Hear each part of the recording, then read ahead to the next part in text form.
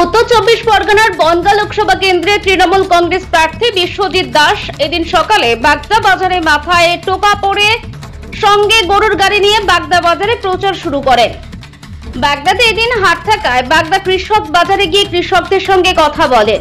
Petrol, diesel ও সারের দামের বৃদ্ধির কারণে ফসলের লাভ কেমন হচ্ছে সেই প্রসঙ্গে কৃষকদের সঙ্গে আলোচনা করেন। বাগদার উন্নয়নকে সামনে রেখে তাকে সুযোগ দেওয়ার জন্য আবেদন জানান সাধারণ মানুষের কাছে।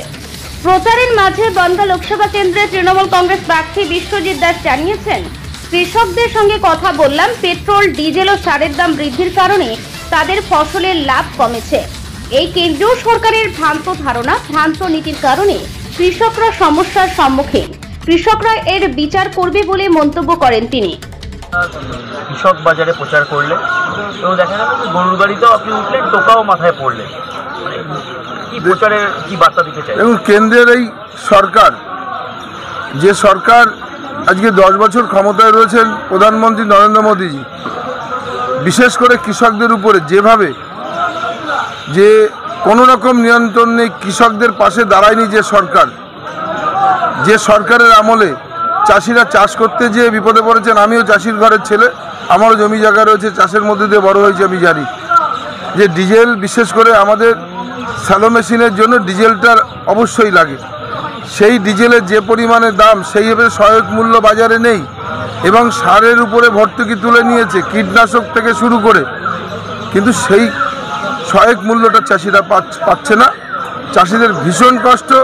কিন্তু কেন্দ্রের এই সরকার যদি মনে করতেন যে চাষিদের পাশে দাঁড়াবো, চাষিদের পাশে একটু দাঁড়াতেন, তাহলে ভারতবর্ষের অর্থনৈতিকটাও অনেকটা চাঙ্গা হতেন। এই চাষিদের দুরবস্থা, এই কেন্দ্রের যে সরকার, নরেন্দ্র মোদী সরকার, বিজেপি সরকার, এই সরকারের ভ্রান্ত নীতি এবং বিন্দুগ্লক সিদ্ধান্তের জন্যে সাধারণ মানুষের উপরে তার প্রভাব পড়ছে এবং চাষিরা বিশেষ করে ক্ষতিগ্রস্ত। এই ডিজেল, কেরোসিন, পেট্রোলের দাম ঊর্ধ্বগামী মুখিত হওয়াতে মানুষের অসুবিধা। সার, কীটনাশক থেকে চাষিদের সঙ্গে কথা বলুন, বুঝতে পারবেন তারা কতটা অসহায় আছে। জবাব পাবে নরেন্দ্র মোদী। কৃষকদের সঙ্গে কথা বলে কি তাদের তো কষ্টের কথা বলছেই, যে পরিমাণে আমাদের খরচা বেড়েছে, যে সারের দাম বেড়েছে, কীটনাশকের দাম বেড়েছে, কিন্তু সেই হিসেবে আমরা বাজার সহায়ক মূল্য পাচ্ছি না। আমাদের চাষ করা সত্যি খুব দুঃসাধ্য, কষ্টদায়ক, কোনো উপায় নেই। আমরা করছি, আমার চাষির ঘরের ছেলে, আমাদের জমি জায়গা রয়েছে, কিন্তু কেন্দ্রের সরকার যেভাবে আমাদের চাষের ভর্তুকি তুলে নিয়েছেন সারের উপর থেকে এবং কেরোসিন, ডিজেল, পেট্রোলে, এতে আমাদের প্রচণ্ড পরিমাণে অসুবিধার সম্মুখীন হচ্ছেন। নিশ্চিতভাবে আমি কথা দিয়েছি ওদের যে এই সরকারটা এবার পাল্টে যান, নতুন সরকার আসবে, আপনাদের কথা ভাববেন যে স্বাধীনতার পরে এই রকম কোনো সরকার আসেনি, যে সরকার যে মানুষের পরে এত পরিমাণে তার চাপ সৃষ্টি করেছে।